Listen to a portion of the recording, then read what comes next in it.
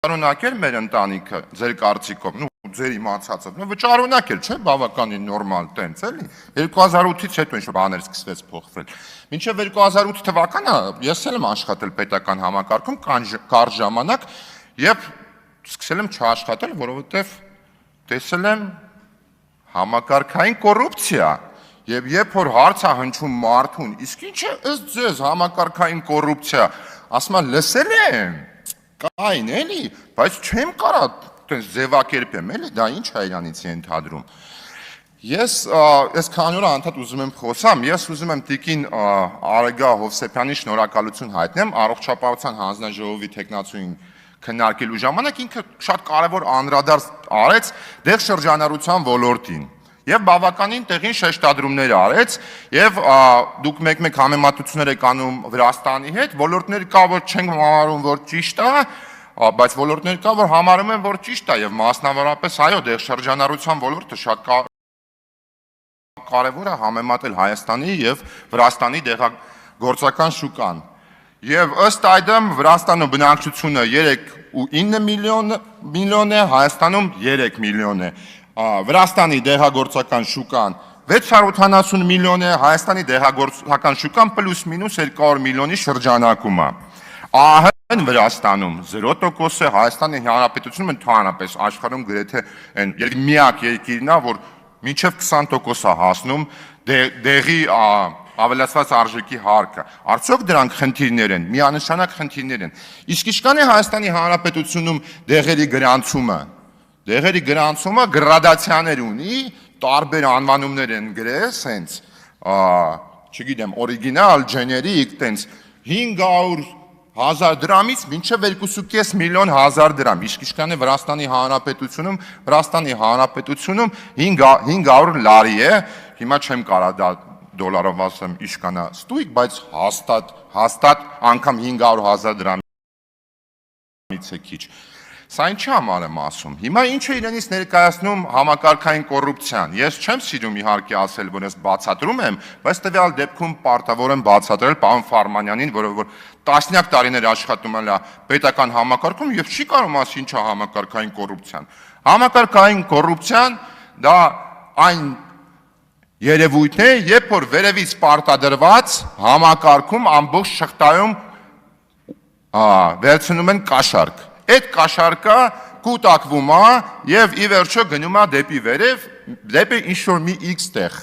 Այսինքն տվյալ պարագայում ոլորտային ղեկավարի ձեռքը։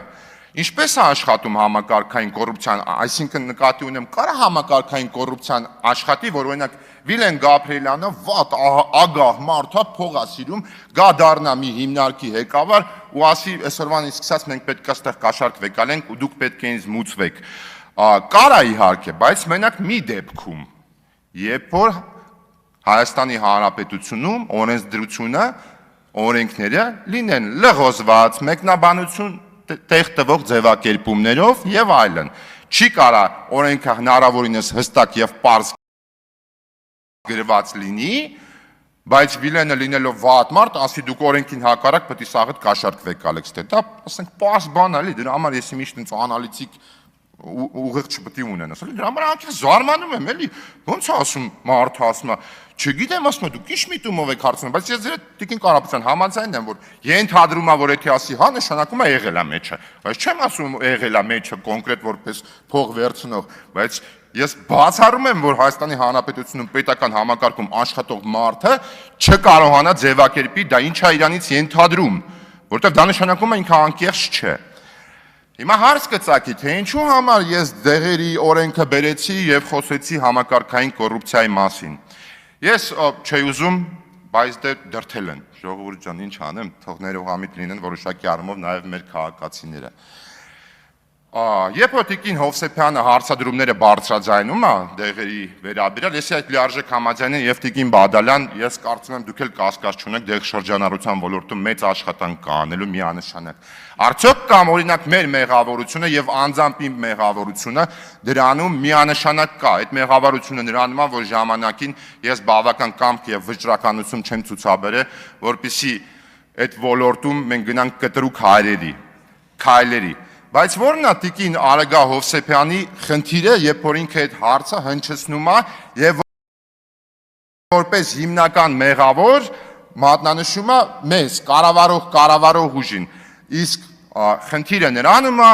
որ տիկին Արեգա Հովսեփյանը, որը որ նաև իր հարց ու պատասխանի ժամանակ մի քանի անգամ շեշտադրեց,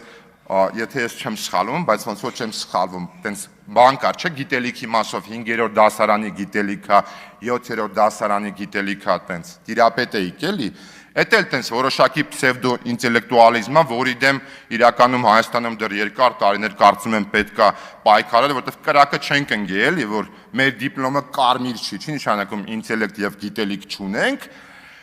բայց երբ որ տիկին Հովսեփյանը դեղշրջանառության ոլորտից բողոքում է,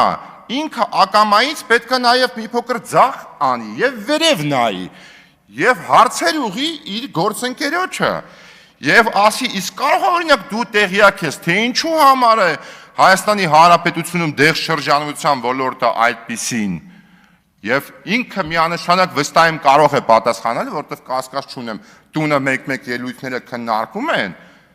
թե ինչ պետք է ստեղից խոսա։ Ինքը ձեզ կասի, որ այո, այդպիսին է, որովհետև օրենքի հիմնական ջատագովը մեր տնից է։ Սա այս վերջերս ռեկվիզիտով ստեղ բան է, էլի մոդա է դարը, սա գիտեք ինչ է։ Սա 57 էջը։ Սա Հայաստանի Հանրապետության դեղերի մասին օրենքն է։ Իսկ գիտեք Վրաստանի Հանրապետության դեղերի մասին օրենքը քանակով իշկան է էջերով, 24։ Ինչ թվում է, քանակից ենք խոսում, բայց տվյալ դեպքում բառակույթից խոսացինք։ Հայաստանի Հանրապետության դեղերի մասին օրենքը բացառապես մի մարդու կողմից ստեղծված բառակույթ է, որը դու իշկան կարդաս չես հասկանա այն ինչի մասին է։ Եվ այդ օրենքը, այո, տեղեր ունի, որը որ նաև կարող է հանդիսանալ կոռուպցիայի հիմք։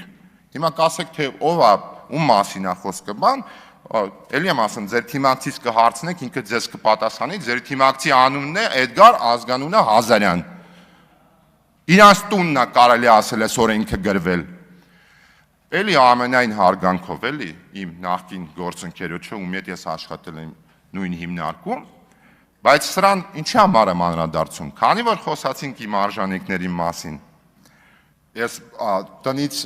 մայրիկիցս հանձնարարական եմ ստացել, պետք է պարտադիր սա ասեմ։ Մի քիչ անձնական նկատառումներով օգտագործում այս ամբիոնը։ Այո, արդյոք հանդիսանում է իմ արժանինքը այն, որ ըստ պարոն Հազարյանի, որ Դավիթ Տոնոյանը իմ ընկերն է, հանդիսանում է ոչ այն, որ իմ ընկերն է, այլ այն, որ ինքը իմ փաստացի ազգականն է, եւ այո, դա իմ համար արժանիք է, ինչպես նաեւ արժանիք է այն, որ իր քեռին իմ հայրը 40 տարվա կադրային սպա է։ Էլի արժանիք է, արդյոք դա խոսում է ես այն մասին, որ ես գիտելիքներ ունեմ եւ հնարավորություն ունեմ պաշտպանության ոլորտի վերահսկողության մասով, չեմ կարծում, որ դա ինչ որ տենց պետք է ազդի այդ գործընթացի վրա, բայց միանշանակ ես ունեմ այդ ունակությունը տվյալ հանձնաժողովը ղեկավարելու, որտեղ ես գոնե այդ իմ փոքրիկ արժանինքներից է պաշտպանությունը եւ անվտանգությունը իրարից կարողանում եմ տարբերակել եւ հասկանալ, որ դրանք տարբեր բաներ են։ Եվ քանի որ ավարտվում է, ես ամեն դեպքում էլի